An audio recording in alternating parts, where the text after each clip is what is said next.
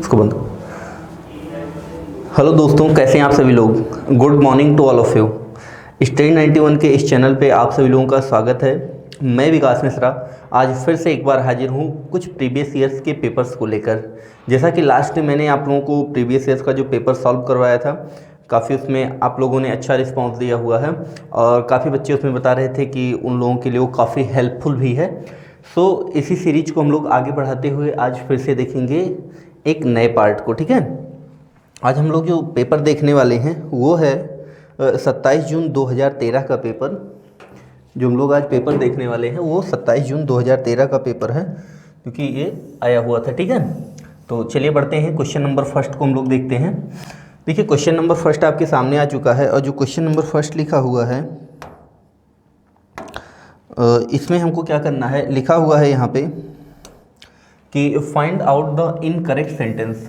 मतलब कोई नीचे सेंटेंस दिए हुए हैं 4 और हमको इसमें से इनकरेक्ट वाला सेंटेंस फाइंड आउट करना है। मतलब जो गलत वाला होगा उसको हमें फाइंड आउट करना होगा। ठीक है, तो देखिए इसमें लिखा हुआ है, पहला जो सेंटेंस लिखा हुआ है, यहाँ लिखा हुआ है इज दिस माई पेन और इज इट योर्स। ठीक है, तो ये जो सेंटेंस लिखा हुआ है इसमें, ये देखिए एक यहाँ पे भाई साहब ये मच्छर भी उड़ रहा है और ये जहाँ बैठ रहा है वहाँ पे ये अलग से लिख दे रहा है। ठीक है, खैर कोई बात नहीं है। तो देखिए यहाँ पे लिखा इज दिस माई पेन। अब देखो लास्ट में फुल स्टॉप लगा है ना, तो सिंपल ऐसे समझो कि अगर कोई सेंटेंस लिखा होता है, सिंपल सेंटेंस होता है, तो उसमें पहले क्या आता है, अपना सब्जेक्ट आता है। सब्जेक्ट के बाद फिर क्या आती है, हेल्पिंग वर्ब आती है, फिर क्या आती है, मेन वर्ब आती है और फिर क्या आता है उसमें ऑब्जेक्ट। अगर यही सेंटेंस हमारा इंट्रोगेटिव में लिखा हो तो क्या होता है, हेल्पिंग वर्ब पहले आ जाती है। तो फिर क्या हो जाएगा, पहले हेल्पिंग वर्ब, फिर उसके बाद फिर क्या आएगा, अपना सब्जेक्ट आएगा, फिर उसके बाद में फिर क्या आएगी, मेन वर्ब आएगा और फिर क्या आएगी, ऑब्जेक्ट आएगा और फिर लास्ट में क्या आएगा, इधर घंटी वाला चिन्ह, मतलब ये इंट्रोगेशन मार्क। ठीक है, तो अब जो पहला वाला सेंटेंस अपना दिया हुआ है इसमें देखेंगे अगर, तो ये इज हो गया। इज क्या है, यहाँ पे हेल्पिंग वर्ब आ गई है। दिस यहाँ पे सब्जेक्ट हो गया। माई पेन ऑब्जेक्ट, चूंकि यहाँ कोई मेन वर्ब थी नहीं तो हटाया इसको। और इट आर, अब देखो आर क्या है, यहाँ पे कंजंक्शन का काम कर रखा है। और इज इट योर्स। ठीक है, देखिए योर्स मैंने आपको क्या बताया था, ये पॉजेसिव प्रोनाउन होता है ना, ये क्या होता है, पॉजेसिव प्रोनाउन होता है। और ये जो पॉजेसिव प्रोनाउन होता है ये पॉजेसिव एडजेक्टिव और नाउन को मिला के बना हुआ होता है। ठीक है, अब चाहे यहाँ पे हम कह लें योर्स, तो योर्स का मतलब क्या हुआ, योर पेन ना। योर्स का मतलब यहाँ पे क्या हुआ, योर पेन। तो देखिए यहाँ पे पेन क्या है, नाउन है, और योर क्या हो जाएगा, पॉजेसिव एडजेक्टिव। ठीक है, तो ये तो जो सेंटेंस दिया हुआ है सही है। अगला देखते हैं, नेक्स्ट जो हमारा सेंटेंस लिखा हुआ है कि वी गॉट। अब देखो वी सब्जेक्ट हो गया, गॉट गेट का सेकेंड फॉर्म लिखी हुई है ना, तो ये मेन वर्ब। अगला लिखा at dawn. Dawn, dawn means होता है वो वाला डॉन नहीं, इस डॉन का मतलब होता है सवेरा। इस डॉन का मतलब होता है सवेरा। सवेरा का मतलब ये होगा कि रात के ख़त्म होने के बाद का समय और दिन निकलने के बीच का जो समय होता है उसी को हम क्या बोलते हैं, सवेरा। अगला देखिए एंड लिखा है, तो एंड कंजंक्शन लिखा और हैड। अब देखो इधर पास्ट में था ना, और मैं आपको पहले बता चुका हूँ कि अगर कोई भी सेंटेंस लिखा हो, अगर उसकी शुरुआत पास्ट टेंस से होती है तो पूरा सेंटेंस पास्ट में ही होता है। तो देखो हैड लिखा है, ये भी किस में होता है, पास्ट में। अच्छा, हैड के बाद ब्रेकफास्ट लिखा, हैड व्हाट, तो ब्रेकफास्ट ऑब्जेक्ट हो जाएगा। Eight 2 o'clock। ठीक है, ये एट 2 o'clock। अच्छा ओके, तो यहाँ पे कह रहा हैड ब्रेकफास्ट और ब्रेकफास्ट कर चुके थे एट 8, मतलब यहाँ पे करेक्ट 8 बजे का समय बता रहा है। ठीक है, और पॉइंट ऑफ टाइम को बताने के लिए हम क्या करते हैं, एट का यूज करते हैं और आगे 2 o'clock मतलब उतने बजे के बात कर रहा है यहाँ पे, तो ये भी सही लिखा हुआ है। अगला देखिए यहाँ पे नेक्स्ट लिखा हुआ है we have a holiday on Christmas. अब अ हॉलीडे का क्या मतलब हो जाएगा, ये तो फिर यहाँ पे गलत हो जाएगा, तो खैर इसको छोड़ देते हैं। अगला देखिए लिखा हुआ कम बैक, मतलब वापस आओ, इन एन आवर्स टाइम, मतलब 1 घंटे की बात कर रहा है, तो ये भी सही लिखा हुआ है। तो इसमें जो ऑप्शन नंबर हमारा 3rd लिखा है यही गलत है। ठीक है, इसमें जो ऑप्शन नंबर हमारा 3rd लिखा हुआ है यही क्या है, गलत लिखा हुआ है। चलिए बढ़ते हैं आगे, तो वही चीज़ यहाँ पे जूम करके लिखी हुई है। ठीक है, we have a holiday on Christmas, इसमें यही एरर है। चलिए बढ़ते हैं क्वेश्चन नंबर नेक्स्ट पे। अगला देखिए लिखा है find out the correct word of asked grammatical category of given word. तो यहाँ पे कह रहा है ग्रामेटिकल कैटेगरी कुछ लिखी हुई है और उसी के स्थान आधार पे हमको क्या करना है, करेक्ट वर्ड को बताना है। तो देखिए यहाँ पे एक वर्ड क्या लिखा हुआ, एसेंट लिखा हुआ है। अब अगर मैं यहाँ पे बात करूँ एसेंट की, किसकी बात करूं, एसेंट की, तो एसेंट का यहाँ पे हमको एडजेक्टिव वाला पार्ट पूछ रखा है। ठीक है, एसेंट का क्या पार्ट पूछ रखा है, एडजेक्टिव वाला पार्ट पूछ रखा है। अब देखो पहला तो क्या लिखा है, एसेंटुएट। थोड़ा सा समझो इसको। देखो कोई भी वर्ड जिसके लास्ट में एट लगा होता है ना, वो हमेशा वर्ब होता है। वो हमेशा क्या होता है, वर्ब होता है। अच्छा पूछा क्या है, एडजेक्टिव पूछा है, तो ये तो गलत। अगला देखिए लिखा है एसेंटुअल, चलो ये छोड़ दो। अगला लिखा हुआ है एसेंटुएटेड। अब देखो यहाँ पे लास्ट में ईडी लगा है ना, अब ईडी लगा है तब भी ये क्या होगा, वर्ब ही होगा। अच्छा अगला देखिए लिखा है एसेंटुएशन। तो देखो यहाँ लास्ट में क्या लगा है, ATION। और कोई भी ऐसा वर्ड जिसके लास्ट में ATION लगा होता है या फिर TION लगा होता है या फिर ISM लगा हुआ होता है या फिर MENT लगा हुआ होता है, ठीक है, तो ये सारे के सारे जो वर्ड हैं, एक वर्ड और है NESS। ठीक, तो अगर ये सारे के सारे वर्ड किसी भी वर्ड के लास्ट में आए, अब लास्ट में लगा है तो ये सफिक्स होगा। ठीक है, तो अगर ये जितने भी इधर लिखे हुए हैं सफिक्स, ये किसी भी वर्ड के लास्ट में अगर यूज किए गए हों तो वो हमेशा नाउन होता है। वो वर्ड हमेशा क्या होता है, नाउन होता है। और कैसा नाउन होता है, एब्स्ट्रैक्ट नाउन होता है। वो हमेशा क्या होगा, एब्स्ट्रैक्ट नाउन होगा। तो इसको याद करके ना, बहुत तगड़ी सी ट्रिक है ये, कि अगर कोई भी वर्ड लिखा है जिसके लास्ट में ATION, TION, ISM, MENT, NASS ये सभी वर्ड लगे होते हैं, तो उसको हम क्या किस कैटेगरी में रखते हैं, नाउन के पार्ट्स ऑफ स्पीच में। और वो कैसे नाउन होते हैं, वो सब के सब एब्स्ट्रैक्ट नाउन हुआ करते हैं। ठीक है, तो बचा क्या है अपना एसेंटुअल। ठीक है, दबाव देना होता है। ठीक, तो इसमें जो ऑप्शन सेकेंड लिखा हुआ that is the right option. ठीक, चलिए देखिए अगला, तो वही चीज लिखा हुआ है यहाँ पे भी। अगला देखते हैं, लिखा fill in the blanks with the past perfect continuous. अब यहाँ पे पास्ट परफेक्ट कॉन्टिन्यूअस टेंस की यहाँ पे बात किया हुआ है। ठीक है, तो देखिए यहाँ पे लिखा the doctor was very tired as he blank alone. अब देखो यहाँ पे वाज लिखा था ना, शुरुआत पास्ट टेंस से हुई थी। अब शुरुआत इसमें पास्ट टेंस से हुई थी, इसीलिए यहाँ पे बोला है कि पास्ट परफेक्ट कॉन्टिन्यूअस टेंस चाहिए। ठीक है, तो देखते हैं इसमें। अब देखिए पास्ट परफेक्ट कॉन्टिन्यूअस टेंस जो होता है, एक मैं छोटा सा चार्ट बना दे रहा हूं।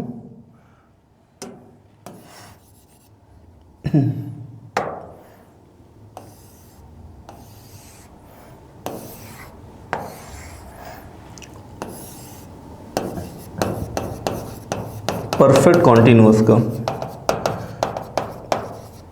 अब देखिए अगर वो प्रेजेंट परफेक्ट कॉन्टिन्यूअस है, अगर कोई भी सेंटेंस लिखा है और वो प्रेजेंट परफेक्ट कॉन्टिन्यूअस टेंस में लिखा हुआ है, तो उसमें अपनी जो हेल्पिंग वर्ब आएगी वो हैज या फिर हैव के साथ में बीन का प्रयोग किया जाता है। ठीक है, और जो उस सेंटेंस में मेन वर्ब आती है वो हमेशा वर्ब की फर्स्ट फॉर्म प्लस ING के फॉर्म में होगी। क्लियर। अगला देखिए लिखा है, अगर कोई भी सेंटेंस पास्ट में लिखा है और उसके परफेक्ट कॉन्टिन्यूअस में हमको लिखना है, तो फिर हम यहाँ पे हेल्पिंग वर्ब के रूप में हमेशा हैड के साथ में हम बीन का प्रयोग किया करते हैं, और मेन वर्ब के रूप में हमेशा वर्ब की फर्स्ट फॉर्म प्लस ING का प्रयोग किया करते हैं।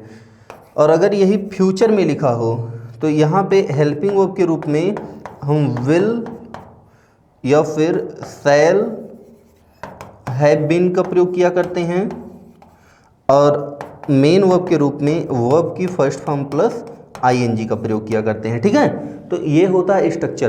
तो आप सब तीनों इसीलिए मैं आपको बता दिया हूँ। किसी दिन टेंस के बारे में इंट्रोडक्शन दूंगा तो उसमें पूरा डिटेल में एक ही चार्ट ऐसे बना दूंगा, उसी चार्ट से सारे टेंस आपको क्लियर हो जाएंगे। ठीक है, आपको परेशान होने की जरूरत नहीं है।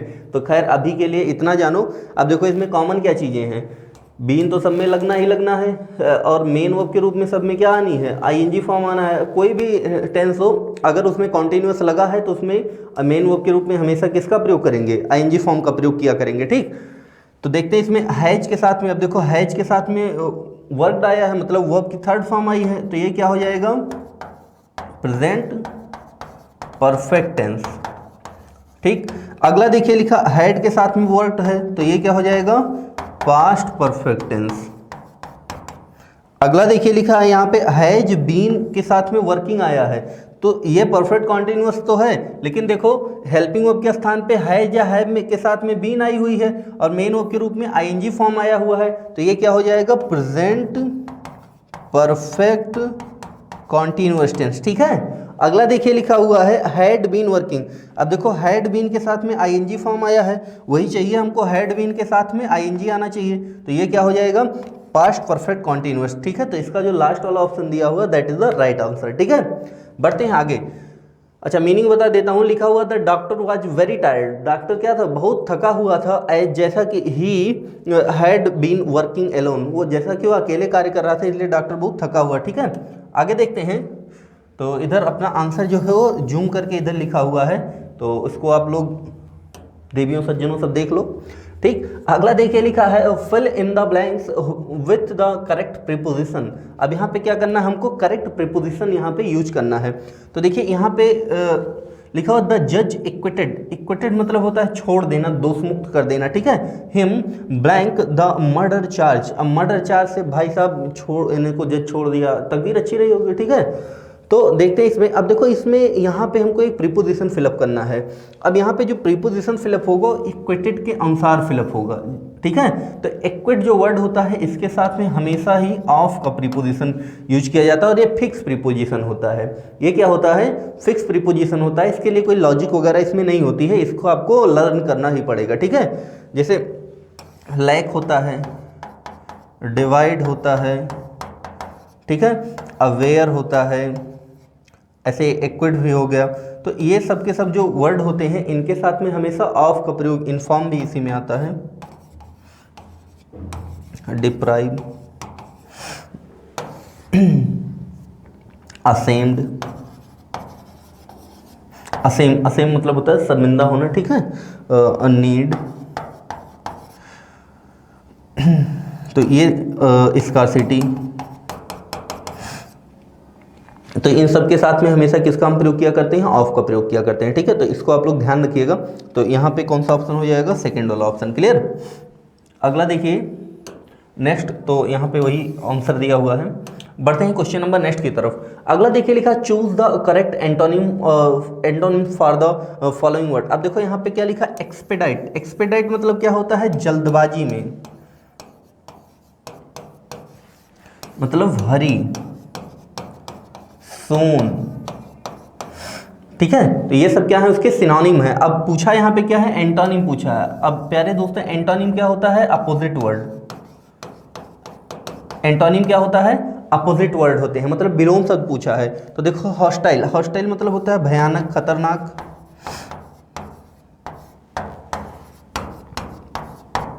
ठीक है, अगला देखिए लिखा हुआ है रिलेक्टेंट, अनिच्छा, इच्छा ना होना, डिसलाइक, एवर्जन। ठीक, अगला देखिए लिखा डिले। तो यहाँ पे जल्दबाजी और यहाँ पे डिले मतलब देर से। ठीक, तो यही इसका क्या हो जाएगा, एंटोनिम हो जाएगा। अगला लिखा रिजिड। रिजिड मतलब होता है खुरदुरा। ठीक है, या मतलब जिसका टेम्पर सही ना हो, हमेशा गुस्से में रहता हो, उसके लिए भी यूज किया जाता है। ठीक है, तो ये इस चारों में से इसका जो थर्ड वाला ऑप्शन है that is the right option. चलिए तो देखते हैं यहाँ पे क्या लिखा हुआ है, डिले लिखा हुआ। तो डिले जो इस वर्ड जो डिले है ये क्या है, इसका मोस्ट सुटेबल यहाँ पे ऑप्शन बन रहा है। ठीक है, चलिए बढ़ते हैं अगले क्वेश्चन की तरफ। अगला देखिए लिखा हुआ choose the correct meaning of the following phrase. अब यहाँ पे कोई फ्रेज लिखी हुई है जिसका हमको करेक्ट मीनिंग देखना है। ठीक है, फ्रेज इसी को आप इसी को आप इडियम्स भी बोलते हैं। ठीक है, हिंदी में मुहावरा, हिंदी में क्या बोलते हैं, मुहावरे बोलते हैं। ठीक है, तो चाहे उसी को इडियम्स को, चाहे उसी को फ्रेज को, चाहे उसी को मुहावरा कहो, व्हाटएवर। ठीक है, मतलब नाम चाहे जो लो, काम एक ही है। तो यहाँ पे देखिए क्या लिखा है, बेक एंड कॉल। क्या लिखा हुआ है, बेक एंड कॉल। अच्छा, कभी कभी ये लिख के आता है at once back and call. क्या लिखा हुआ है, at once back and call. तो ये भी कभी कभी लिख के आता है। तो डियर स्टूडेंट्स, अगर ऐसा कभी भी लिख के आपको एग्जाम में आ जाए तो सो डोंट बी कंफ्यूज। ठीक है, आप लोग कंफ्यूज नहीं होंगे। ठीक, एग्जाम क्वालिफाई करके ही आना है।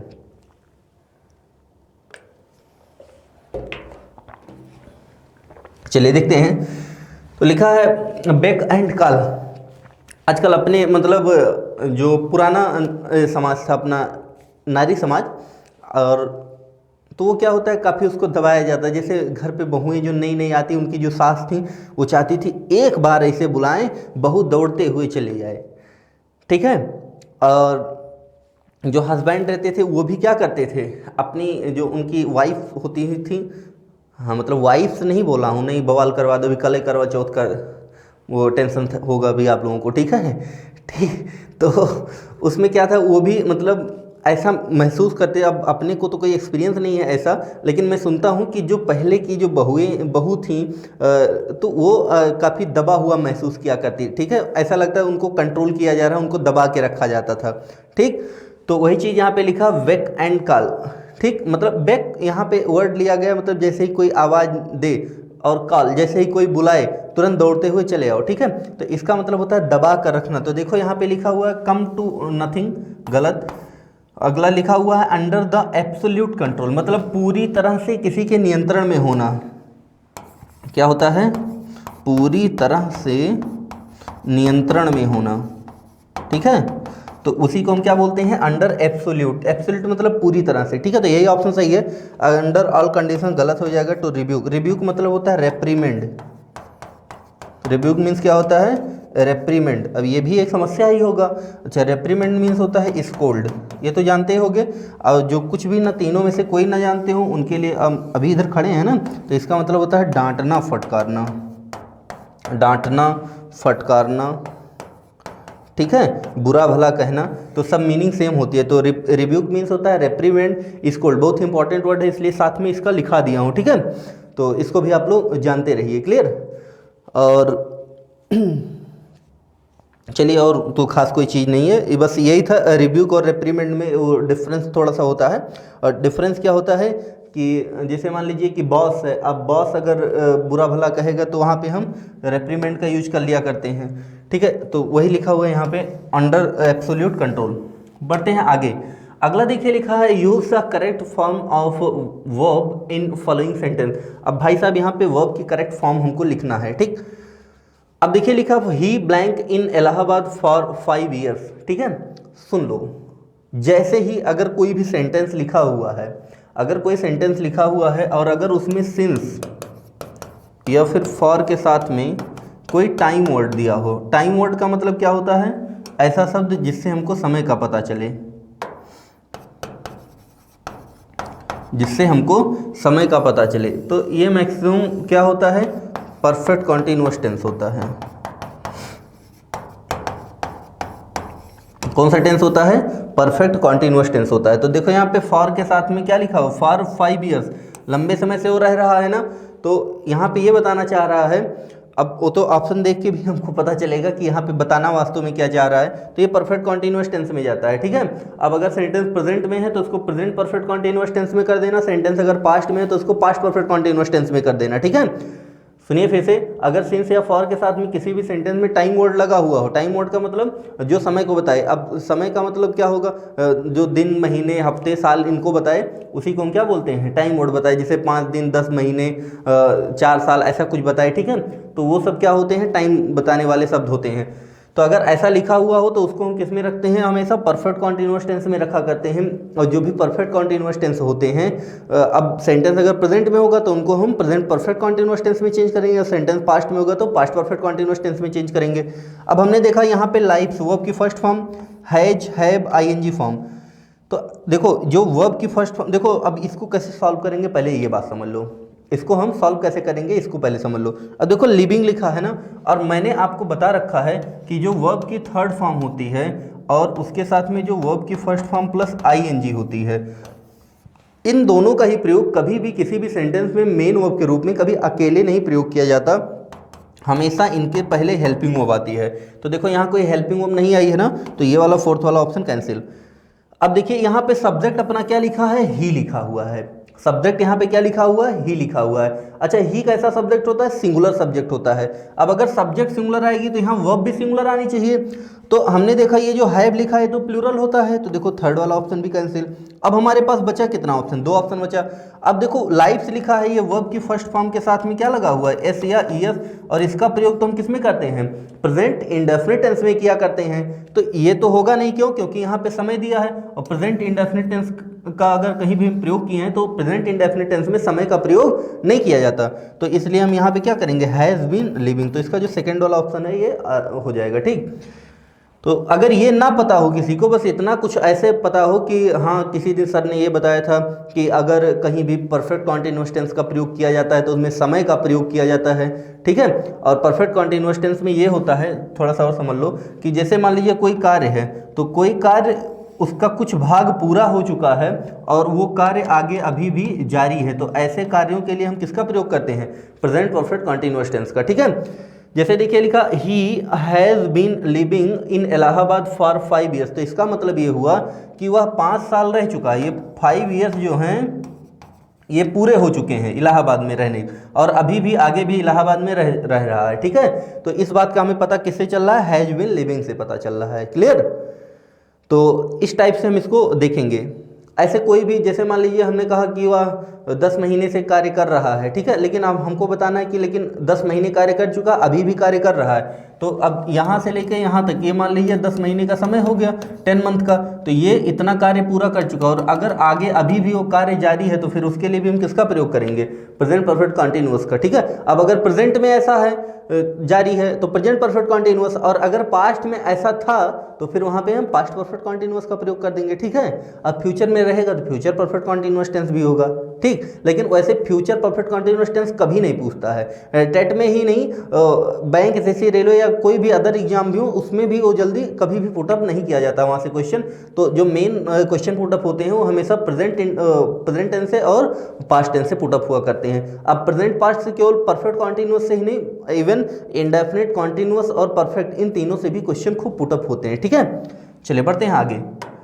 अगला देखिए, तो वही आंसर यहाँ पे लिखा हुआ है आप लोगों के सामने। अगला देखिए लिखा हुआ find out the incorrect sentence, तो देखिए यहाँ पे लिखा द एप्पल्स। अब द एप्पल्स यहाँ पे क्या हो गया, सब्जेक्ट, अच्छा सब्जेक्ट प्लूरल है तो यहाँ पे वर्ब भी क्या हो जाएगी, प्लूरल। अच्छा उसके बाद में ये हेल्पिंग वर्ब हो जाएगी, तो यहाँ पे मेन वर्ब के रूप में अगर आएगी तो वर्ब की थर्ड फॉर्म। ठीक है, इन लिखा इन प्रीपोजिशन, फिर लिखा मेनी या डिफरेंट कंट्रीज। अब कंट्रीज यहाँ पे प्लूरल है और नाउन है, तो अब प्लूरल नाउन है तो इसके पहले प्लूरल एजेक्टिव भी होना चाहिए। प्लूरल क्या होनी चाहिए, एजेक्टिव भी होनी चाहिए। अब जैसे हम लिखते हैं, अगर मान लीजिए इधर मेनी लिखा हमने, मेनी पेन, तो ये क्या हो जाएगा, गलत हो जाएगा। क्यों, क्योंकि यहाँ पे मेनी लिखा है, पेन क्या होना चाहिए, प्लूरल। ऐसे अगर हमने इधर लिखा पेन्स तो आ पेन नहीं होगा, क्यों, क्योंकि पेन्स प्लूरल है, तो आ पेन कैसे होगा, यहाँ पे भी क्या होना चाहिए, मेनी होना चाहिए। तो कहने का मतलब ये है कि अगर नाउन प्लूरल है तो उसको दिखाने के लिए, उस नाउन को क्वालिफाई करने के लिए, उसकी विशेषता को बताने के लिए प्लूरल फॉर्म वाला एजेक्टिव भी चाहिए।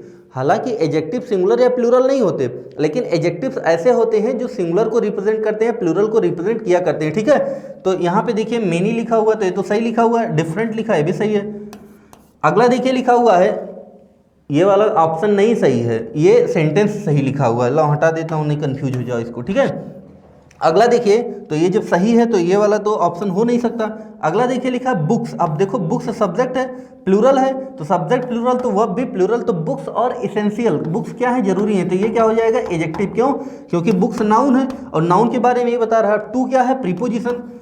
प्रीपोजिशन के बाद मैंने आपको बता रखा है या तो नाउन आता है तो प्रोनाउन, और जो नाउन या प्रोनाउन आता है वो क्या होता है, प्रीपोजिशनल ऑब्जेक्ट। तो ये देखो स्टूडेंट नाउन है और ये क्या है, प्रीपोजिशनल ऑब्जेक्ट भी है, और जो कि किसके लिए आया है, इस टू के लिए। और ए क्या है, आर्टिकल। अब आप कहेंगे सर नाउन या प्रोनाउन ही बताया था, ए कैसे आ गया। तो भाइयों ये जो ए लिखा हुआ है, देखो ए को अगर मैं यहाँ से हटा दूँ तो, सॉरी स्टूडेंट को अगर मैं यहाँ से हटा दूँ तो ए का कोई मतलब रह जाएगा नहीं। तो देखो क्या मीनिंग निकलेगी, बुक्स आर इसेंशियल टू आ। अब स्टूडेंट हटा दूँ तो कोई मतलब नहीं है, तो इसका मतलब ये हुआ कि ये जो ए आया है ये इसी स्टूडेंट के लिए आया हुआ है। ठीक है, ये अलग से नहीं आया है।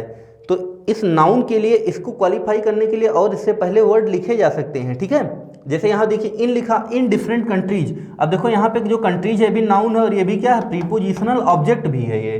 क्यों, क्योंकि ये इन प्रीपोजिशन के बाद आया है।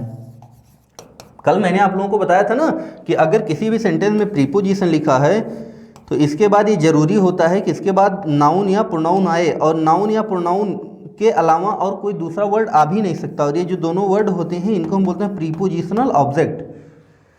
तो ये भी गलत है, क्यों? मतलब ये ऑप्शन भी नहीं हो सकता, क्यों? क्योंकि ये सही लिखा है। अगला देखिए लिखा हुआ है chess is a game which requires great patience. अब देखो चेस हो गया यहाँ पे सब्जेक्ट, इज हो गई वर्ब, और आ गेम लिखा हुआ, तो गेम यहाँ पे नाउन हो जाएगा, और व्हिच लिखा है, व्हिच क्या हो जाएगा यहाँ? Relative pronoun. वो आपको याद है ना कल जो मैंने आपको हु वाली ट्रिक बताई थी? देखो थोड़ा सा मैं इधर बढ़ना चाहूँगा। देखो कल मैंने एक ट्रिक बताई थी ना हु वाले में, कि अगर हु के लास्ट में मतलब इंट्रोगेशन मार्क लगा है, प्रश्नवाचक चिन्ह लगा है, तो क्या होता है? इंट्रोगेटिव प्रोनाउन होता है। और अगर हु के लास्ट में फुल स्टॉप लगा हुआ है तो रिलेटिव प्रोनाउन होता है, ठीक है? तो सेम यही काम व्हिच के साथ भी होता है, सेम यही काम व्हिच के साथ भी होता है। तो व्हिच के अगर लास्ट में इंट्रोगेशन मार्क लगा है तो इंट्रोगेटिव प्रोनाउन हो जाएगा, और अगर उसके लास्ट में फुल स्टॉप लगा हुआ है तो वहाँ पे वो रिलेटिव प्रोनाउन का काम किया करता है। तो देखते हैं इसमें आ जाइए क्वेश्चन पे। अब देखो लास्ट में फुल स्टॉप लगा है तो रिलेटिव प्रोनाउन हो जाएगा। अच्छा, आ गेम सब्जेक्ट सिंगुलर है तो उसके बाद में वर्ब भी सिंगुलर आएगी, ठीक है? तो इसलिए रिक्वायर्स लिखा है। आगे लिखा ग्रेट पेशेंट। अब देखो ये नाउन हो गया और ग्रेट क्या हो जाएगा? एडजेक्टिव हो जाएगा ना, मतलब लंबा धैर्य रखने की जरूरत होती है। तो ये जो सेंटेंस लिखा। अच्छा एक चीज और जानो छोटा सा,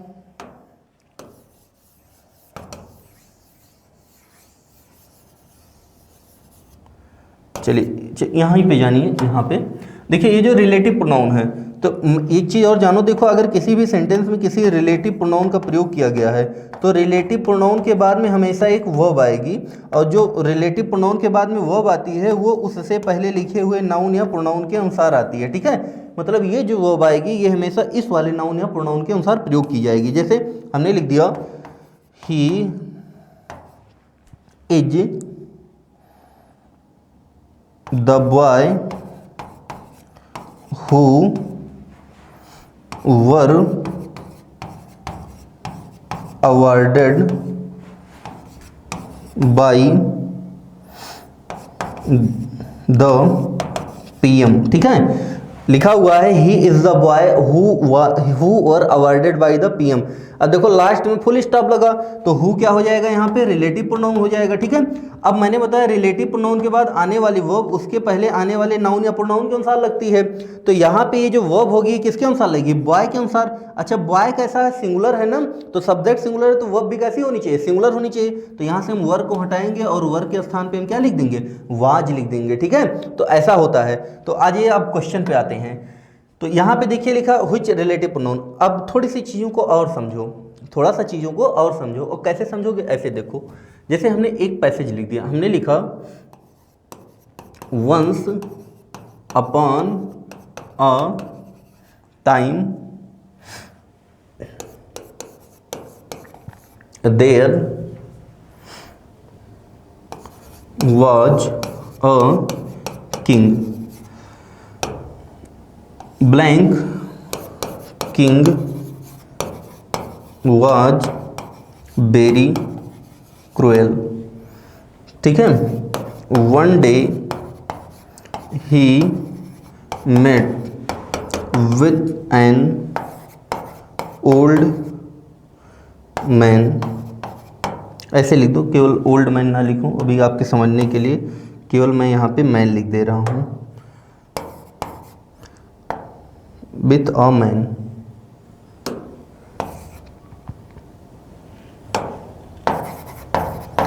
blank man was very poor, ठीक है?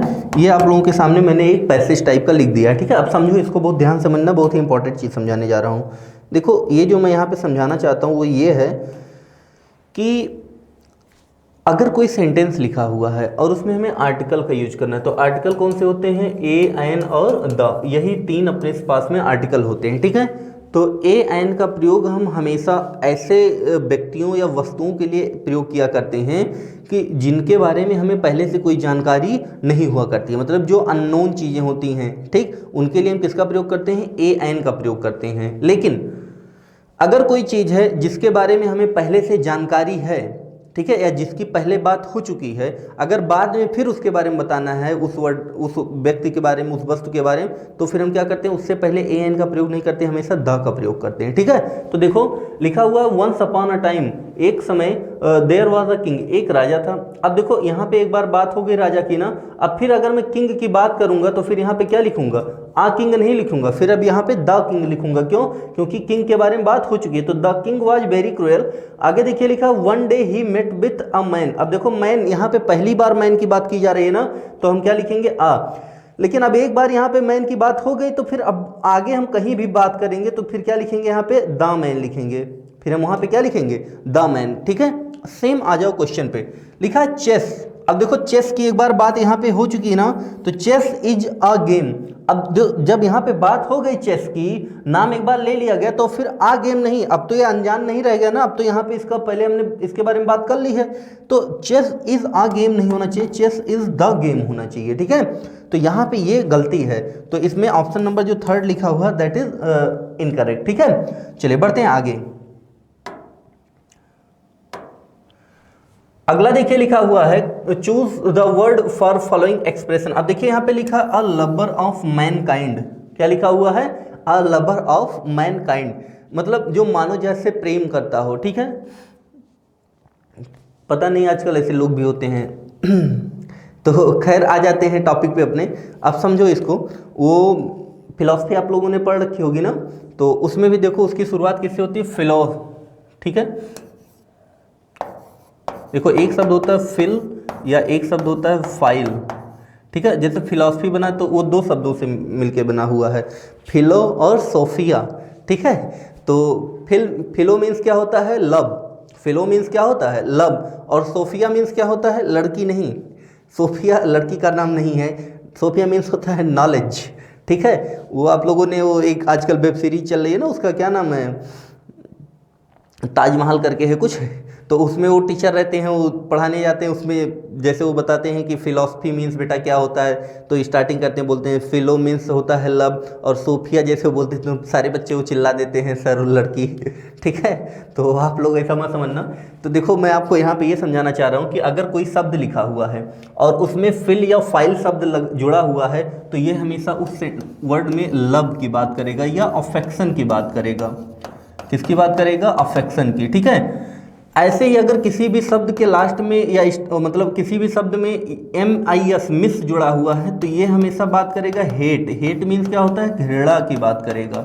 ठीक है, और लव या अफेक्शन, लव मीन्स क्या होता है, ये तो आप लोग अच्छे जानते होंगे प्रैक्टिकली, और अफेक्शन मीन्स होता है लगाव।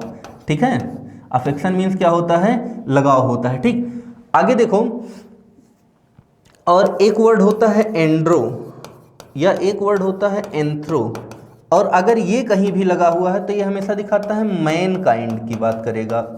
ये किसकी हमेशा बात करेगा, मैनकाइंड, मानव जाति की बात करेगा। ठीक है, या मेल की बात करता है। देखो इसी एंड्रो से बना है आपका एंड्रॉयड, इसी एंड्रो से क्या बना है, एंड्रॉयड, मतलब ये थोड़ा मेल को रिप्रेजेंट करता है।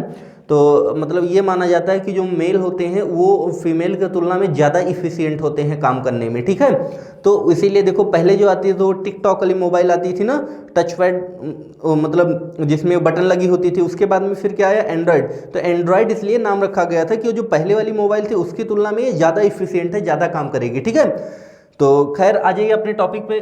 तो एक वर्ड और देखिए, एक वर्ड होता है GYN, और अगर ये कहीं भी लगा हुआ है तो ये हमेशा दिखाता है फीमेल को या वुमेन की बात करेगा।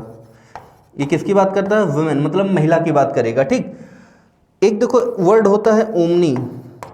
ओमनी मीन्स होता है आल। ओमनी वर्ड अगर कहीं भी लगा हुआ है तो ये हमेशा किसको दिखाता है, आल को दिखाता है। ठीक है, तो ये सारी चीज़ें अगर जानेंगे तो जीवन खुशहाल रहेगा, वर्ड को मतलब बनाने में काम आएंगे। ये जो भी आपके सामने लिखे इनको बोला जाता है रूट वर्ड्स। इनको हम क्या बोलते हैं, रूट वर्ड्स इनको बोला करते हैं। देखो रूट मीन्स क्या होता है, जड़, और पौधा जो होता है वो जड़ से ही निकलता है ना वहाँ से, तो रूट वर्ड से हमको ये पता चलता है कि कोई शब्द बना कैसे है।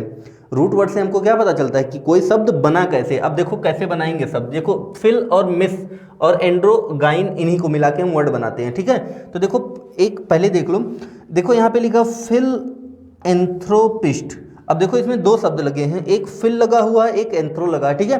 अब फिल या फाइल ये किसको दिखाता है, लब को दिखाता है, और एंड्रो या एंथ्रो किसको दिखाता है, मैन काइंड को दिखाता है, ठीक है।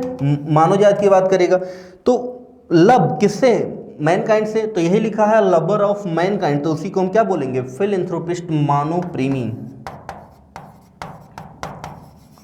क्या बोलेंगे, मानव प्रेमी। लेकिन अगर इसी का अपोजिट बताना हो तो हम क्या यहाँ पे लिख देंगे, मिस एंथ्रोपिस्ट, मिस एंथ्रोपिस्ट। अब देखो इसको याद करने की जरूरत नहीं, वैसे इतना बड़ा शब्द अभी आप देख लेंगे तो आधे लोग बिना पढ़े ही इसको छोड़ देंगे, क्वेश्चन ही छोड़ देंगे, ठीक है। तो घबराना नहीं है, ठीक, इसको फेस करना है।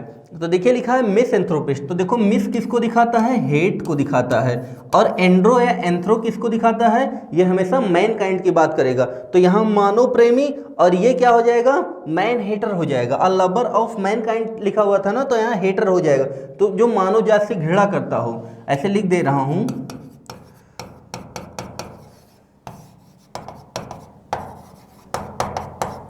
घृणा करने वाला, ठीक है। तो ये क्या हो जाएगा, मिस एंथ्रोपिस्ट हो जाएगा। ऐसे देखो अब कुछ लोग होते हैं महिला प्रेमी भी होते हैं, कुछ अपने भाई महिला प्रेमी भी होते हैं, दुनिया में हर प्रकार के लोग होते हैं ना, तो इसको क्या लिखेंगे, फिलो गायनिस्ट, ठीक है। तो देखो फिल या फाइल किसको दिखाता है, लब को दिखाता है, और GYN किसको दिखाता है, वुमेन को दिखाता है, ठीक है। तो जो महिला प्रेमी होते हैं उनको हम क्या बोलेंगे, फिलोगाइनिस्ट। अब इसी का अपोजिट हमको बताना है तो हम फिर क्या लिख देंगे, मिजोगाइनिस्ट, ठीक है।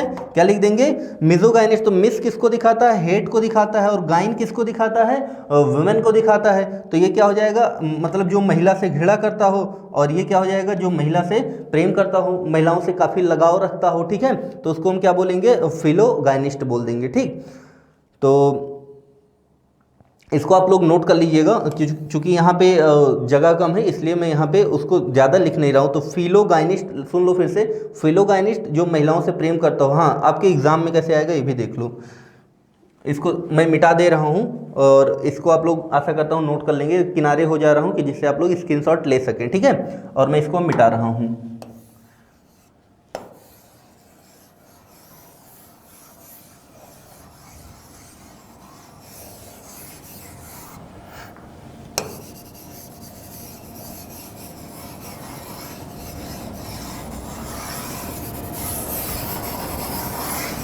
चलिए देखते हैं इसको। देखिए अगर यही आपके एग्जाम में आएगा तो यहाँ पे लिखा अ लवर ऑफ मैनकाइंड, अच्छा ऐसे लिखा हो अगर, वन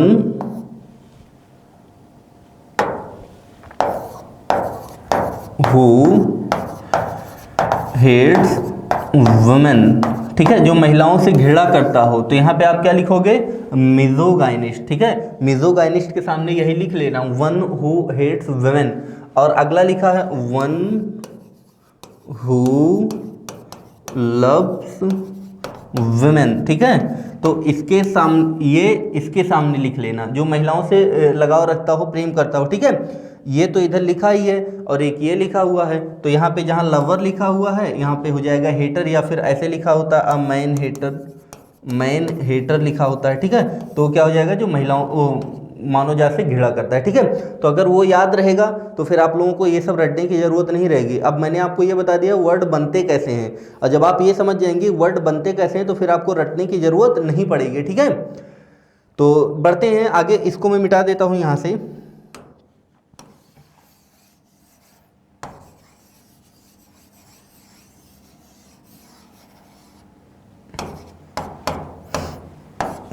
चलिए देखते हैं इसको। तो आ जाइए क्वेश्चन पे। अब देखिए यहाँ पे थीस्ट, थीस्ट मीन्स क्या होता है, आस्तिक। थीस्ट मीन्स क्या होता है, आस्तिक, मतलब जो भगवान में, ईश्वर में विश्वास रखते हैं। One who believes in God, ठीक है। ये एग्जाम में आएगा तो ऐसे लिखा रहेगा, one who believes in God, ठीक है। तो जो ईश्वर में विश्वास रखता है उसको आस्तिक, और जो नहीं रखता उसको हम क्या बोलते हैं, एथीस्ट। और एथीस्ट मीन्स होता है नास्तिक, मतलब जो ईश्वर में विश्वास नहीं रखता। दोनों ही खूब पूछे जाते हैं। अगला देखिए लिखा वेटरन, वेटरन मीन्स होता है सीजन्ड, स्किल्ड, एक्सपीरियंस्ड, ठीक ठीक है। तो ये सब आपस में सिनोनिम है और इसकी हिंदी होती है अनुभवी। क्या होता है? अनुभवी। एग्जाम में आएगा तो लिखा रहेगा one who has long experience in any field. ठीक है, मतलब किसी क्षेत्र में जिसके पास में कोई लंबा एक्सपीरियंस हो, लंबा अनुभव हो, उसको हम क्या बोलते हैं? वेटरन बोलते हैं। क्या बोलते हैं? वेटरन बोलते हैं। जैसे देखिए जो आर्मी चीफ होते हैं, आर्मी चीफ क्या होता है? बहुत दिन से आर्मी में रहते हैं ना। आर्मी जो चीफ होते हैं वो क्या होते हैं? बहुत दिन से आर्मी में रहते हैं, तो उनके पास एक लंबा अनुभव होता है, तो क्या होते हैं? वेटरन होते हैं। ठीक है, चलिए अगला देखिए। और जैसे आप लोग भी हैं, आप लोग भी दावा करते हैं किसी ना किसी चीज़ में हमेशा वेटरन होने की। ठीक है, जो स्टूडेंट्स हैं वो भी किसी न किसी चीज़ में हमेशा वेटरन होने के बारे में दावा किया करते हैं कि अरे हमको बहुत नॉलेज है, हम बहुत मतलब ठीक है पढ़े लिखे हैं। अगला देखिए फिलैंथ्रोपिस्ट, ये तो आपको पता चल गया, ये सही ऑप्शन होगा मानव प्रेमी।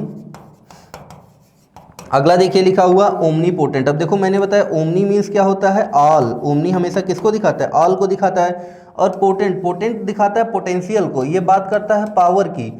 तो पावर, कितनी पावर? सारी पावर, मतलब एक ऐसा व्यक्ति जिसमें सारी शक्तियां हो, तो उसको हम क्या बोलते हैं? सर्वशक्तिमान। क्या बोलते हैं उसको?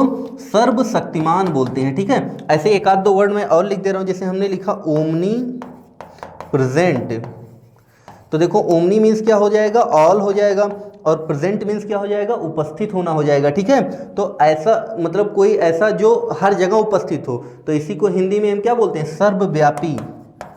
सर्वव्यापी, जो हर जगह व्याप्त हो।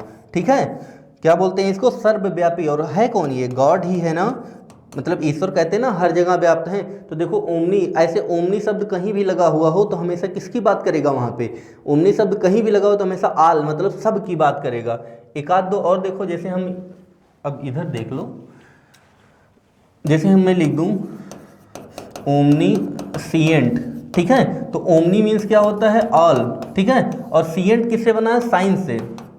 किससे बना है? साइंस। देखो साइंस जो शब्द है, साइंस शब्द की उत्पत्ति सिंटिया नामक शब्द से हुई है। ठीक है, लैटिन वर्ड सिंटिया से हुई है। तो जो सिंटिया वर्ड है, सिंटिया मीन्स होता है टू नो। सिंटिया मीन्स क्या होता है? To know. इसी सिंटिया शब्द से ही साइंस की उत्पत्ति हुई है। तो to know, to know means क्या होता है? जानना। तो अब इसकी मीनिंग जानना, तो ये भी मीनिंग जानना, इसकी भी मीनिंग जानना। तो जानना क्या? सब कुछ। जो सब कुछ जानता है उसी को हम क्या बोलते हैं? सर्वज्ञ। क्या बोलते हैं? सर्वज्ञ। सर्वज्ञानी उसी को बोलते हैं।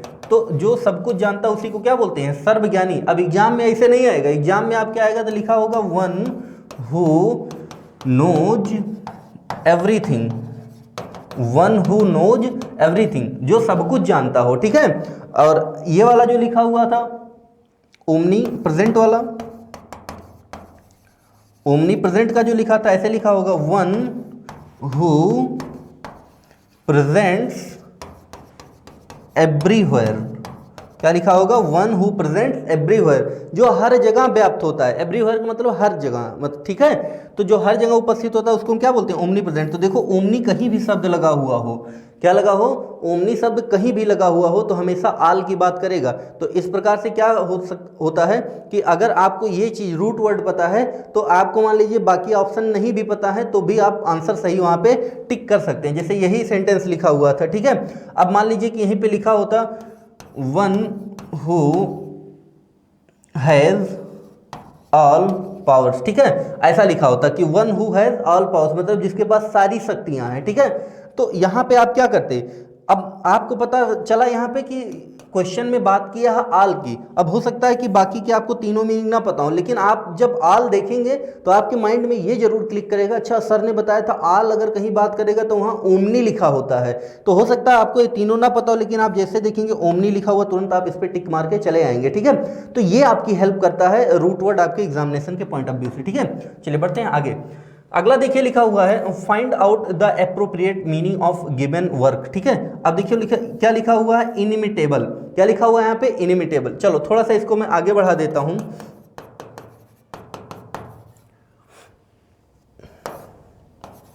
ठीक है, लिखा हुआ है इनिमिटेबल।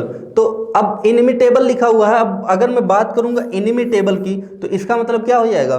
तो इनोवेट करना, कॉपी करना, ऐसा हो जाएगा। तो यहाँ पे देखते हैं क्या पूछ रहा है? Appropriate meaning. तो इनकैपेबल ऑफ बीइंग रीच्ड, मतलब जहाँ पे पहुँचना आसान ना हो, जहाँ पहुँचा ना जा सके, तो उसको क्या बोलते हैं? इनएसेसिबल बोलते हैं, मतलब जहाँ पे पहुँचा ना जा सके। ठीक है, अगला क्या लिखा? इनकैपेबल ऑफ बीइंग बिलीव्ड, तो इसको हम क्या बोलते हैं? इनक्रेडिबल। क्या होता है? इनक्रेडिबल या अनबिलीवेबल भी बोला जाता है। अगला देखिए लिखा इनकैपेबल ऑफ बीइंग इमिटेटेड। ठीक है, तो यही ऑप्शन इसमें सही हुआ है। अगला लिखा अ लिस्ट ऑफ गुड्स। ठीक है, गुड्स की जो लिस्ट होती है इसको हम क्या बोलते हैं? वो कैटलॉग, नहीं उसको नहीं बोलते हैं, खैर इसको आप लोग देखिएगा उसमें। अगला देखते हैं, तो वही ऑप्शन यहाँ पे लिखा हुआ है। नेक्स्ट लिखा हुआ है find out the appropriate meaning of given word. अब देखो एटिमोलॉजी, एटिमोलॉजी मीन्स होता है शब्द व्युत्पत्ति विज्ञान। ठीक है, क्या होता है? शब्द व्युत्पत्ति विज्ञान, मतलब शब्दों की उत्पत्ति कैसे हुई है, किसी चीज की उत्पत्ति कैसे हुई, उस चीज को यहाँ पे बताता है। ठीक है, किसी वर्ड की। तो देखिए लिखा act of spying. Spy means क्या होता है? जासूसी करना। क्या होता है? जासूसी करना, तो ये तो गलत हो जाएगा। अगला लिखा फ्री फ्रॉम ब्लेम, हटा देना, दोष मुक्त करने, तो इसको हम बोलते हैं एक्सोनरेट। क्या बोलते हैं? एक्सोनरेट बोलते हैं। अगला देखिए ए सी नहीं ई लिखा हो। ठीक है, अगला लिखा है लाइकनेस ऑफ अ पर्सन, किसी व्यक्ति को लाइक करना। अब इसको कुछ अलग से नहीं बोलेंगे, लिखा हुआ है तो ये भी गलत। अगला लिखा study of origin of works. अब देखो यहाँ पे वर्क्स लिखा है, अब ओरिजिन की बात यहीं पे किया हुआ है, तो ऑप्शन तो यही सही है, लेकिन वास्तव में ये जो होता है वो शब्दों की बताता है, वर्ड्स के बारे में बताता है। ठीक है, ये किसके बारे में बताता है? वर्ड्स के बारे में बताता है, शब्दों के बारे में बताता है। ठीक है, तो खैर इसमें जो ऑप्शन है ये ऑप्शन नंबर 4 सही लिखा हुआ है। ठीक, चलिए बढ़ते हैं आगे। क्वेश्चन नंबर 42 को देखिए, लिखा हुआ है give the proper relative pronoun. अब देखो यहाँ पे रिलेटिव प्रोनाउन की बात कर रखा है ना, तो पहले समझो इसको। देखो रिलेटिव प्रोनाउन कौन कौन से होते हैं? हु, whom, which और that, ये 4 रिलेटिव प्रोनाउन है। ठीक है, ये चारों लिखे हैं। हु और whom का प्रयोग हमेशा हम करते हैं पर्सन के लिए, और which का प्रयोग करते हैं हम हमेशा थिंग्स या एनिमल्स के लिए, और दैट का प्रयोग करते हैं कुछ स्पेशल केस में। अब स्पेशल केस क्या होता है? स्पेशल केस ये होता है कि अगर कोई सेंटेंस लिखा हुआ है और उसमें ऑल, नन, फ्यू, लिटिल, अब फ्यू का मतलब अ फ्यू लिखा होगा तब भी द फ्यू लिखा होगा तब भी, ऐसे लिटिल का मतलब अ लिटिल लिखा होगा तब भी, द लिटिल लिखा होगा तब भी। ठीक है, उसके बाद में देखिए the same, the only, somebody,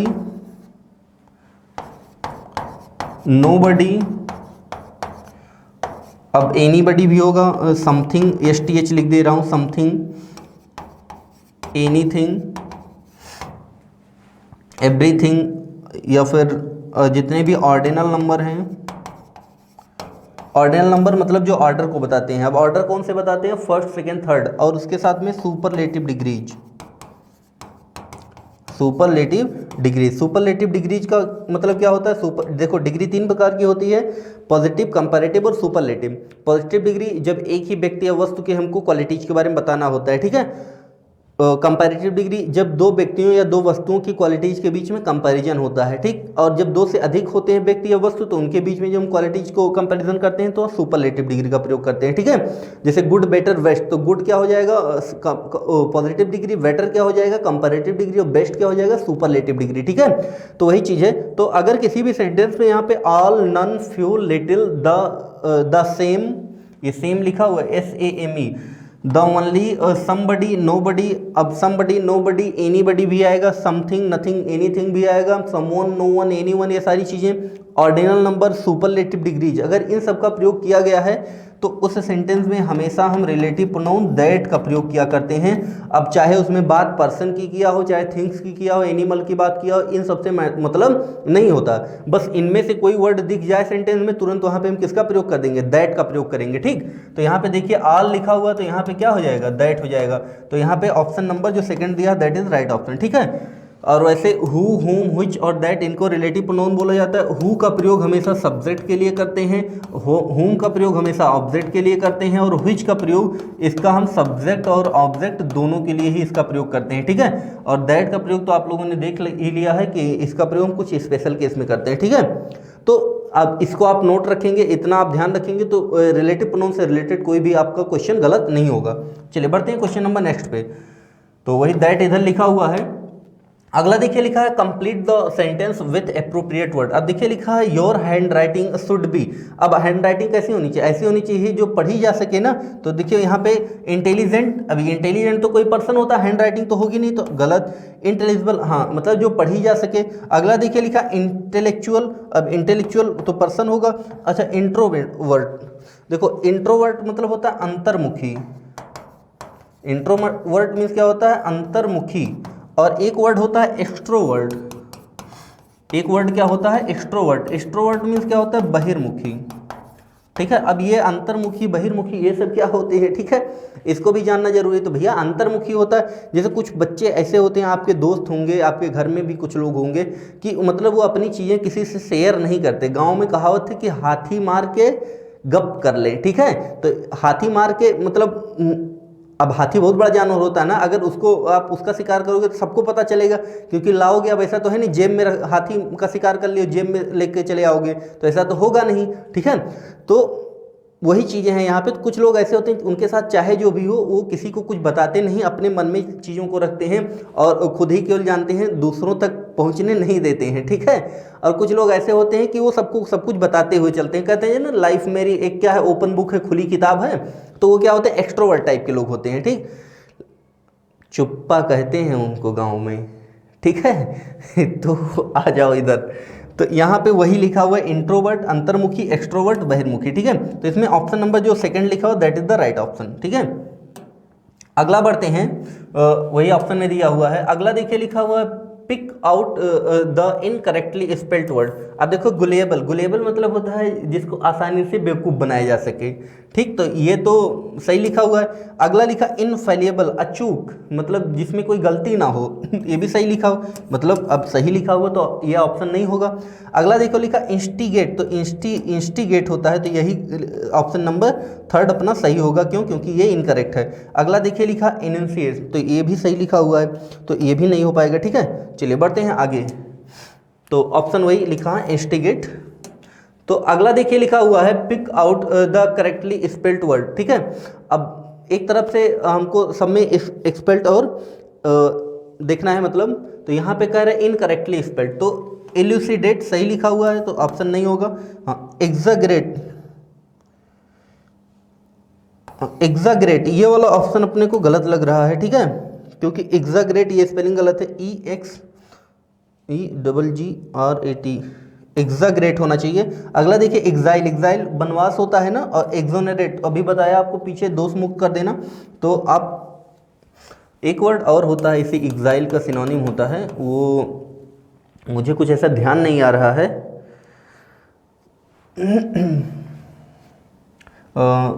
चलो आप लोग खोज लीजिएगा, इसी का सिनोनिम होता है। चलो खैर आगे बढ़ते हैं। तो एक्सोनरेट दोष मुक्त कर देना ये तो होगा नहीं। एग्जाइल बनवास, वो भगवान नाम गए थे ना बनवास, तो वही होगा, ये भी नहीं हो पाएगा। तो यही अपना ऑप्शन नंबर सेकंड सही होगा। इलिसिडेट मतलब अस्पष्ट होता है, चलो क्या लिखूंगा, तो ये भी नहीं हो पाएगा, ठीक है। तो ऑप्शन नंबर जो इसका सेकंड लिखा हो that is the right option. इतना सब इस पर नौटंकी हो गया है, चलो बस इतना समझो कि इसका ये वाला जो ऑप्शन लिखा हुआ है ये सही हुआ है, ठीक है। सही क्यों है? क्योंकि यही इनकरेक्ट है। चलिए अगला देखिए लिखा हुआ है the poem on his blindness. On his blindness को किसने लिखा? जॉन मिल्टन ने लिखा हुआ था ना। तो मोस्ट इंपॉर्टेंट है, अब खूब आता है एग्जाम में कि पोएट एक मतलब कोई रचना दे देगा और पूछेगा कि इसके पोएट कौन है, राइटर कौन है, ठीक है। तो जॉन मिल्टन भाई साहब हैं अपने ऑन हिज ब्लाइंडनेस, बहुत ही अच्छी पोएम है, इसको मैंने भी पढ़ा हुआ है। अगला देखते हैं नेक्स्ट। तो देखिए यहाँ पे लिखा है ग्रामेटिकल एरर हमको फाइंड आउट करना है। तो देखिए लिखा है टेक दिस, अब दिस सब्जेक्ट है तो सब्जेक्ट सिंगुलर, तो वर्ब भी singular. The road to go मतलब जाने के लिए, सही लिखा हुआ है। अब सही लिखा मतलब ये ग्रामेटिकली करेक्ट सेंटेंस,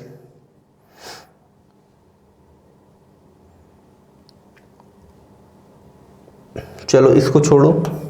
अगला देखिए लिखा हुआ है let us aim to do good, तो ये भी लिखा हुआ है। और अगला लिखा हुआ take down his address in your copy. अगला लिखा I wrote to him yesterday, I wrote him हो जाएगा, मैंने उसे लिखा हुआ था एस्टरडे। तो यहाँ पे हमें लगता है कुछ इनकरेक्ट टाइप का होना चाहिए, ठीक है। इसको आप लोग देख लीजिएगा, तो इसमें करेक्ट होगा या इनकरेक्ट होगा आप लोग इसमें फाइंड आउट कर लेंगे। चलिए बढ़ते हैं आगे। अगला लिखा है आई रोट, चलो जो भी लिखा हुआ हो, ठीक है, हमें लगता है इनकरेक्ट यहाँ पे होना चाहिए, टू नहीं होना चाहिए, ठीक है। अगला देखिए यहाँ पे नेक्स्ट लिखा हुआ है point out the figure of speech in the following sentence. अब देखिए लिखा integrity is the backbone of character. कह रहा है इंटीग्रिटी क्या है, बैकबोन ऑफ कैरेक्टर, मतलब जो व्यक्तित्व है उसका क्या है, एक बैकबोन है, मतलब रीढ़ की हड्डी है, मतलब सबसे मजबूत है, ठीक है। तो ऑप्शन में क्या दिया हुआ है, पहला दिया हुआ है सिम्बली, अगला क्या लिखा है मेटाफोर, अगला क्या लिखा हुआ है एपोस्ट्रोफ, और अगला क्या लिखा हुआ ऑक्सीमोरन। तो यहाँ पे कंपैरिजन कर रहा है, जाहिर सी बात है कि इसमें जो है मेटाफोर दिया हुआ है, ठीक है। तो इसमें जो ऑप्शन नंबर अपना सेकेंड होगा यही इसमें बेस्ट ऑप्शन होगा। चलिए बढ़ते हैं आगे, वही ऑप्शन में दिया है। अब देखिए यहाँ पे चार ऑप्शन जो दिए हुए थे, मैंने ये यहाँ पे इसीलिए दे रखा कि जिससे आप लोगों को ये सारी चीज़ें डिटेल में मिल जाएं, ठीक है। तो देखिए यहाँ पे सबसे पहले हम देखेंगे मेटाफोर को। तो मेटाफोर क्या होता है, अ वर्ड और फ्रेज। अब एक शब्द भी हो सकता है और एक शब्दों का समूह भी हो सकता है, ठीक है। That is used in an imaginative way, मतलब हम यहाँ पे इमेजिन करते हैं किसी चीज़ को, क्या करने के लिए, टू शो, दिखाने के लिए, दैट की समबडी या समथिंग, मतलब कोई व्यक्ति या कोई वस्तु हैज़ द सेम क्वालिटी, मतलब सेम क्वालिटी होती है एज अनदर थिंग, मतलब जैसे कि दूसरे में है। अब अगर मैं इस सेंटेंस की बात करूं तो ये क्या कह रहा है, integrity is the backbone of character. तो इंटीग्रिटी कैसी है, उसके बैकबोन है, जैसे बैकबोन होती है रीढ़ की हड्डी जिस पे पूरा शरीर खड़ा होता है, वैसे ही इंटीग्रिटी क्या है, कैरेक्टर के लिए है, ठीक है। तो यहाँ पे वही चीज़ बताया जा रहा है। और इसमें क्या होता है कि कुछ शब्द होते हैं जैसे लाइक हो गया, एज हो गया और सो हो गया, इन सब का प्रयोग कभी भी नहीं किया जाता, तो इसको भी याद रखेंगे। अगला देखिए लिखा her words were a knife in his heart. अब देखिए उसके जो वर्ड हैं वो कैसे थे, एक चाकू हैं, ठीक है, मतलब चाकू से जैसे अगर किसी के हर्ट में घोंप दिया जाए तो जो दर्द होगा, वैसे ही उसने जो वर्ड बोला है उससे जो दर्द हुआ है, मतलब उसके जो वर्ड्स हैं वैसे ही हैं, ठीक है। तो यहाँ पे क्या किया गया है, इसकी क्वालिटी का इससे कंपैरिजन किया गया। अगला बढ़ते हैं सिमली। अब देखिए सिमली क्या है, in a direct comparison between two different object, दो अलग अलग चीज़ों में डायरेक्ट कंपैरिजन इधर किया जाता है, वस्तुओं में भी, and words as like so etc are used. और इसमें क्या किया जाता है, ये एज लाइक सो इन सब का प्रयोग इस टाइप के मतलब फिगर ऑफ स्पीच में किया जाता है, ठीक है। फिगर ऑफ स्पीच हिंदी में आप लोगों ने सुन रखा होगा अलंकार, हिंदी में आप लोगों ने अलंकार सुन रखा होगा, तो वही चीज़ें हैं यहाँ पे। तो देखो जैसे हम कहते हैं ना कि वह इतना तेज है, या फिर वह इतना अच्छा है जितना कि राम, वह इतना ईमानदार है जितना कि मोहन, ये सब हम बोलते हैं ना। तो जितना ईमानदार मोहन है उतने ही ईमानदार सोहन है। तो यहाँ पे क्या किया गया, दोनों के बीच में डायरेक्ट कंपैरिजन किया गया है, ठीक। तो देखिए एग्जांपल, देखिए लिखा ही इज एज। अब देखो एज का प्रयोग किया गया है ना, तो he is as fast as Raman, वह इतना तेज है जितना कि रमन।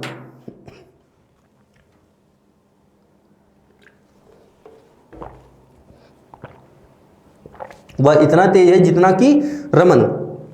तो यहाँ पे ही में और रमन में डायरेक्ट क्या किया गया है, कंपैरिजन किया गया हुआ, इमेजिनेशन नहीं है, कंपैरिजन है। चलिए बढ़ते हैं आगे, सिंपल है एकदम।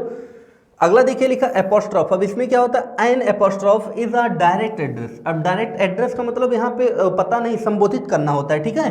टू द डेड, मतलब किसी मरे हुए को, टू द एब्सेंट जो वहाँ पे ना हो, और to a personified object. Personified object का मतलब कोई वस्तु ऐसी जो कि हो निर्जीव लेकिन उसमें गुण किसके हों, सजीव हों, तो उसी को हम क्या बोलते हैं, पर्सनिफाइड। और आइडिया या फिर किसी विचार को, तो उसी को हम क्या बोलते हैं, एपोस्ट्रॉफ बोलते हैं। अब जैसे लिखा ओ गॉड, अब देखो यहाँ पे गॉड प्रेजेंट नहीं है, प्लीज सेव मी, अब यहाँ पे गॉड प्रेजेंट नहीं, फिर भी हम क्या कर रहे हैं, उनको एड्रेस कर रहे हैं, ठीक है, तो ये क्या हो जाएगा, एपोस्ट्रॉफ हो जाएगा। और इसमें क्या होता है, ये एक्सक्लेमेशन मार्क हमेशा लगा हुआ होता है। अगला देखिए लिखा ऑक्सीमोरन। ऑक्सीमोरन ये अपोजिट चीज़ों को दिखाता है, विरोधाभास को दिखाता है। क्या करता है, विरोधाभास को दिखाता है, हमेशा दो अलग अलग चीज़ों को दिखाएगा, अलग अलग चीज़ों को तो दिखाएगा ही, उनके बीच में विरोध दिखाएगा, उल्टापन दिखाएगा। अगला देखिए तो लिखा an oxymoron is a figure of speech containing, जो कंटेन करता है, जिसमें होता है वर्ड्स, कैसे वर्ड्स होते हैं, that seem to contradict, contradict का मतलब होता है एक दूसरे का खंडन करना, विरोध करना, ठीक है।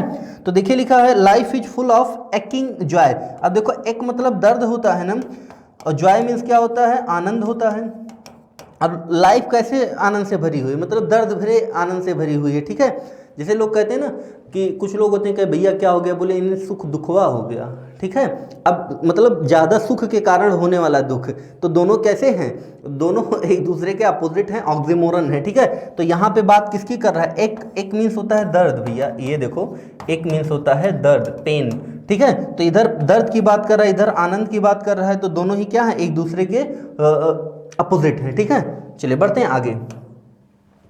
देखिए लिखा in the given two sentence select from the answer choice the word which has the same meaning and can be used in same context as underlined part of both sentences. तो यार इसमें अंडरलाइन वाला part तो कहीं दिख नहीं रहा है, ठीक है, हमें लगता है ये कुछ टाइपिंग एरर है। तो लिखा है the stadium is so large that it can seat more than 200 spectators. कह रहा है स्टेडियम बहुत बड़ा है और इसमें बैठ सकते हैं 200 से ज़्यादा लोग। अगला लिखा Mohan is willing to adjust this tour programme accordingly. तो मोहन क्या कर रहा है कि ये जो टूर प्रोग्राम है इसको एडजस्ट करने की कोशिश कर रहा है, मतलब इच्छा है उसकी। तो ऑप्शन में दिया है एकोमोडेट। अगला लिखा अरेंज, होल्ड, गिव, प्लेस। देखो इसमें ये हमें लगता है कहीं पे इसमें अंडरलाइन होना चाहिए, कुछ इसमें मिसप्रिंट है और अंडरलाइन वाला पार्ट दिया नहीं है, तो फिर कुछ डिसाइड नहीं हो सकता। चलिए इसको आप लोग देख लीजिएगा। बढ़ते हैं आगे हम लोग। ये आंसर कुछ एकोमोडेट करके दिया है, अब मैं इसको एक्सप्लेन यहाँ पे जब तक हमको करेक्ट क्वेश्चन नहीं मिलेगा तब तक कैसे उसको मैं बता दूं उसमें। तो खैर आप लोग देख लीजिएगा, एक ही क्वेश्चन है वो। अगला देखिए लिखा है पूस की रात। क्या लिखा हुआ है यहाँ पे, पूस की रात, बहुत ही फेमस लिटरेरी आर्ट है, किसकी, मुंशी प्रेमचंद जी की, ठीक है, बहुत ही फेमस है। तो इसमें ऑप्शन नंबर फर्स्ट सही होगा। अगला देखते हैं, लिखा हुआ है choose the synonym, choose the synonym for following word. अब देखो डेरोगेटरी लिखा हुआ है, डेरोगेटरी मीन्स होता है अपमानजनक। डेरोगेटरी मीन्स क्या होता है, अपमानजनक होता है। अब अपमानजनक का क्या पूछेगा, सिनोनिम, तो अपमानजनक मतलब अपमानजनक, तो रेजोल्यूशन गलत। सोलेस, सोलेस मतलब होता है सांत्वना, सोलेस मीन्स क्या होता है, सांत्वना देना, दिलासा देना, ढाढ़स बनाना, ठीक है, तो ये भी गलत हो जाएगा। अगला लिखा ह्यूमिलेटिंग। हाँ, ह्यूमिलेटिंग मतलब भी होता है आनंद, मतलब अपमानजनक, ठीक है, मतलब ह्यूमिलिएट करते हैं जब किसी को बुरा भला कहते हैं, ठीक है। सिनोनिम में वो भी लिख सकते हैं जो आपको बताया था पीछे, रेप्रीमेंड, स्कोल्ड, ठीक है, ये सारी चीज़ें जो बताया था, तो उसको भी वहाँ पे आप यहाँ पे लिख सकते हो। अगला देखिए लिखा फॉरलॉर्न मतलब होता है अनाथ, तो ये नहीं होगा, तो इसमें option number third is the right option. चलिए बढ़ते हैं आगे, वही ऑप्शन दिया हुआ है यहाँ पे। क्वेश्चन नंबर नेक्स्ट देखिए लिखा हुआ है the castaway is famous short story written by which of following author. अब देखिए यहाँ पे लिखा द कास्टअवे लिखा हुआ है और ये शॉर्ट स्टोरी है और ये किसके द्वारा लिखी गई हुई है, ये देखो ये पेडागॉजी का क्वेश्चन है, पेडागॉजी आप में आती है ना, तो उसी का क्वेश्चन है। तो उसमें आजकल ये ट्रेंडिंग है क्वेश्चन की, उसमें पूछ लेता है कि कौन से राइटर हैं, या कोई राइटर का नाम देके नीचे उनके जो भी उन्होंने लिखा होगा, कविता है या फिर कोई कहानी है, नॉवेल है, उसको पूछ लेगा, या फिर यहाँ पे नाम देके राइटर नीचे पूछ लेगा, ठीक है, या फिर कोई कोटेशन दे देता है, कोटेशन का मतलब कोई वाक्य दे देगा, पूछ लेगा कि ये किसने कहा है, ठीक है। तो ये सारी चीज़ें आजकल पूछी जा रही हैं। तो ये जो है ये अपने रविन्द्रनाथ टैगोर जी का है, तो इसमें ऑप्शन नंबर 4 सही होगा। आगे बढ़ते हैं देखिए लिखा हुआ where the mind is without fear and the head is held high, बहुत ही फेमस लाइन है, अपने रविन्द्रनाथ टैगोर जी की ही, तो इसमें भी ऑप्शन नंबर थर्ड सही होगा। ये द माइंड विदाउट फियर, ये है ना पोएम, तो उसी का ये है। आगे देखते हैं, नेक्स्ट लिखा हुआ है which of the following was nature poet. अपने जो विलियम वर्ड्सवर्थ हैं इनको हम क्या बोलते हैं, नेचर पोएट इनको बोला गया है, ठीक है। तो इसमें ऑप्शन सेकंड सही है। अगला देखते हैं क्वेश्चन नंबर नेक्स्ट लिखा choose the correct figure of speech in following sentence. लिखा हुआ fair is foul and foul is fair, ठीक है। तो फेयर इज फाउल, निष्पक्षता बेईमानी है, मतलब बेईमानी ही, तो दोनों क्या किया गया है, एक दूसरे का विरोधाभास की गई है, तो यहाँ पे क्या हो जाएगा, ऑक्सीमोरन हो जाएगा, ठीक है। तो बढ़ते हैं आगे। अगला देखिए लिखा हुआ है change the following verb into noun. अब देखो अप्रूव लिखा है, अब अप्रूव का नाउन फॉर्म क्या हो जाएगा, अप्रूवल हो जाएगा। तो ये देखो आईएनजी लगा है, ये तो हो नहीं सकता, ईडी लगा है, ये भी नहीं हो सकता, एस या ईएस लगा है, ये भी नहीं होगा, तो अप्रूवल हो जाएगा, ठीक है। तो सेकेंड, बढ़ते हैं आगे। वो सब वर्ब हो जाएंगे ना, वो तो नाउन चाहिए था इसलिए मैं बताया हूँ उसको। अगला देखिए लिखा है change the following into passive voice. Passive voice में चेंज करना, देखो रीता सब्जेक्ट हो गया, राइट्स वर्ब हो गई, अ लेटर ऑब्जेक्ट हो गया, और ये जो टू लिखा है टू प्रीपोजिशन है, और ये जो है ये पूरे के पूरे क्या है, प्रीपोजिशनल ऑब्जेक्ट। तो प्रीपोजिशनल ऑब्जेक्ट से कभी इनडायरेक्ट नहीं बनाया जाता, ठीक है। जो डायरेक्ट है सॉरी पैसिव वॉइस नहीं बनाया जाता, जो पैसिव वॉइस बनाते हैं हमेशा मेन वर्ब के ऑब्जेक्ट से बनाया जाता है। तो ये जो ऑब्जेक्ट लिखा है इसे सब्जेक्ट बनाते हैं। देखो पैसिव वॉइस जब बनाते हैं सिंपल सेंटेंस होगा, सब्जेक्ट आएगा, फिर उसके बाद में यहाँ पे हेल्पिंग वर्ब आती है, फिर क्या आती है, मेन वर्ब आती है, फिर क्या आता है, ऑब्जेक्ट आता है। और जब इसका पैसिव वॉइस बनाते हैं तो ऑब्जेक्ट को सब्जेक्ट के स्थान पे लिख देते हैं, फिर उसके बाद में हेल्पिंग वर्ब आती है, और कोई भी पैसिव वॉइस हो उसके मेन वर्ब के रूप में हमेशा वर्ब की थर्ड फॉर्म आती है। फिर उसके बाद में बाई जोड़ते हैं, या फिर जो वर्ड यहाँ लिखे होंगे उसको यहाँ जोड़ देंगे और फिर बाई लिखते हैं, और फिर ये जो ऑब्जेक्ट लिखा है इसको यहाँ पे हम क्या, मतलब ये जो सब्जेक्ट लिखा है इसको हम यहाँ पे क्या बना देते हैं, ऑब्जेक्ट बना देते हैं, ठीक है।